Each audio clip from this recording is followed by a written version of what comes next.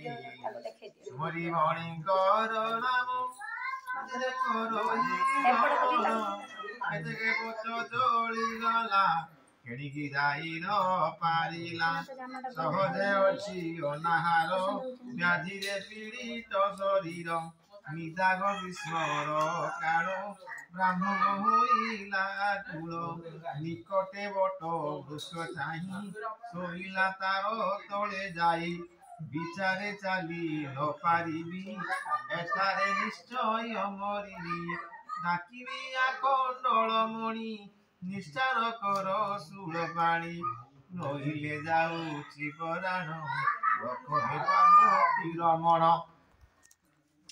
ଷଷ୍ଠାଙ୍ଗେ ପ୍ରଣାମ ସେ କଲା ସେ ବୃକ୍ଷ ମୂଳରେ ଶୋଇଲା ତାହା ଜାଣିଲେ ଉମାଇଶ